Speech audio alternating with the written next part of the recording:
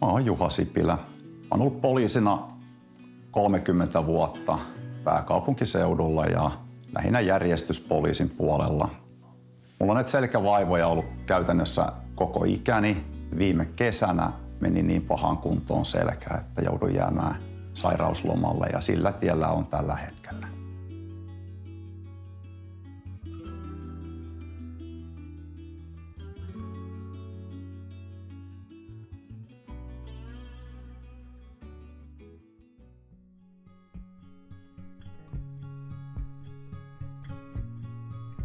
Aloitetaan mittaukset tästä selkärangan kierrosta ja tehdään ensiksi noin liikelaajuusmittaukset.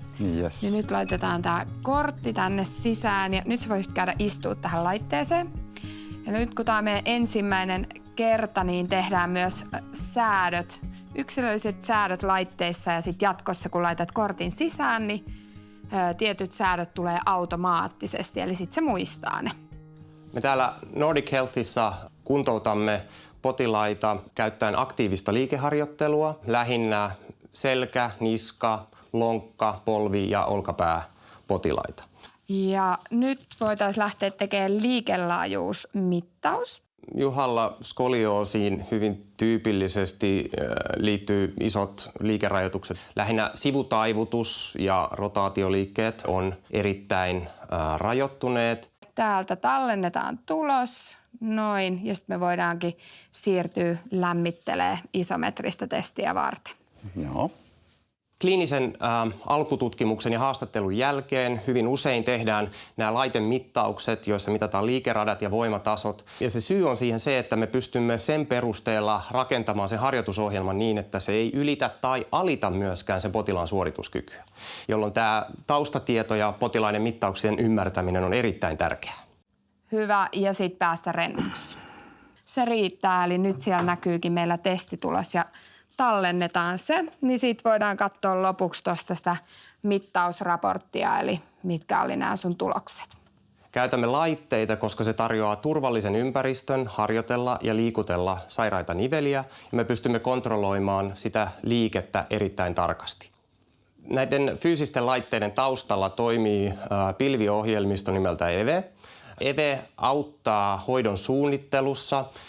Me keräämme mittauksista tulokset. Se laskee pilvilaskinnan ja tekoälyn avulla optimaalisen hoito-ohjelman, jossa pyritään ottamaan huomioon potilaan diagnoosi, tausta ja pyritään niin sanotusti titraamaan se hoitovaste sen potilaan reaktioihin, jotta me saadaan se maksimaalinen tulos. Alkumittauksen jälkeen me laadimme Juhalle yksilöidyn harjoitusohjelman, jossa ne harjoituskuormat ja liikeradat tulee hänen omista mittauksistaan, että se on suoraan hänelle yksilöity. Nämä Nordic Healthin laitteet eroavat tavallisista kuntosalilaitteista sillä, että ne on erityisesti suunniteltu ihmisille, jotka kärsii tuki- ja liikuntaelinongelmista.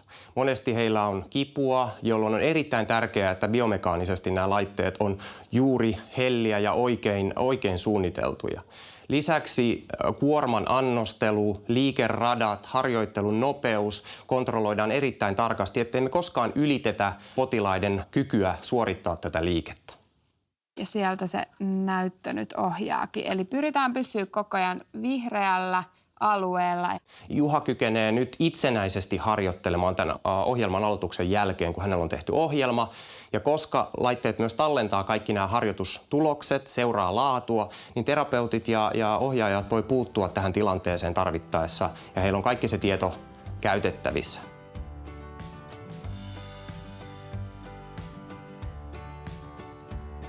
Terve Juha. Moro. No, miltä tuntuu? Vielä tietenkin jonkun verran on jumia ja kipuja, mutta siihen nähden, mitä oli silloin kun aloitettiin, niin aika mahtava olo. Toi punainen on siis se alkumittaus ja sitten tämä vihreä viiva on nyt, missä ollaan tällä hetkellä.